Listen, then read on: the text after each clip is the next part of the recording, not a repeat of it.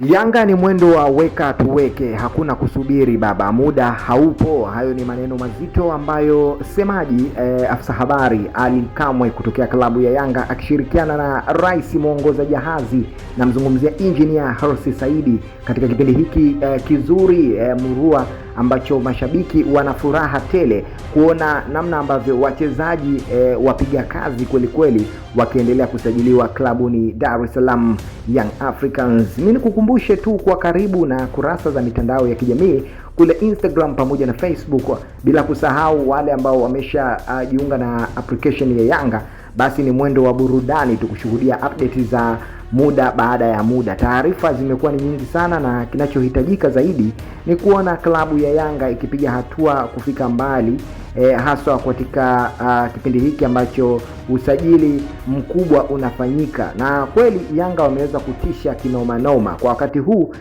Nikitazama ile listi pamoja na wale wachezaji ambao wapo katika tetesi za kuendelea kusajiliwa Yanga, ninakwambia kwamba hakika wana Yanga wataenda kufurahi kweli kweli. Humu ndani utakutana na mastreka yenye rekodi mbalimbali Afrika, lakini pia utakutana na wachezaji pia kutoka nje ya Afrika ambao wamekuwa ni kama surprise kubwa sana kwa mashabiki wa klabu ya Dar es Salaam Young Africans. Mimi nikwambie kwamba kabla hatujaendelea na makubwa zaidi, kama bado hujajiunga nasi hapa, ili usipitwe na miendelezo ya habari pamoja na matukio ya kimichezo, hasa katika kipindi hiki muhimu zaidi cha usajili na namna ambavyo vikosi mbalimbali vimekuwa vikitambulishwa kuwekwa sawa, mimi nikwambie gusa maandishi mekundu hapo chini ya video hii, lakini pia usisahau kubofya alama mbili za kengele. Kwa kufanya hivyo utakuwa mdau wa kwanza ambaye taarifa zitakufikia tutakapokuwekea tu habari mpya hapa kwenye channel yetu hii.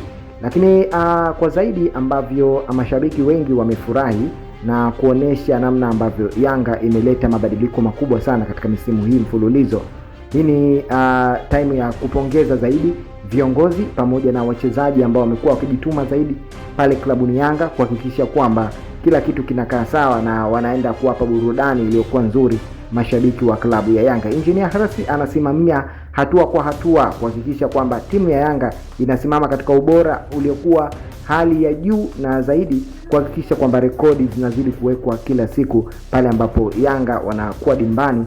Iwe ni furaha tu pamoja na burudani zaidi kwa mashabiki wa Yanga. Umejiandaa vipi wewe kama shabiki wa Yanga kwa kikosi hiki kipya ambacho kitaenda kutambulishwa siku ya Yanga Day, na ushauri wako ni upi? Tuambie kwenye upande wa comments hapo chini. Usisahau kulike pamoja na kushare.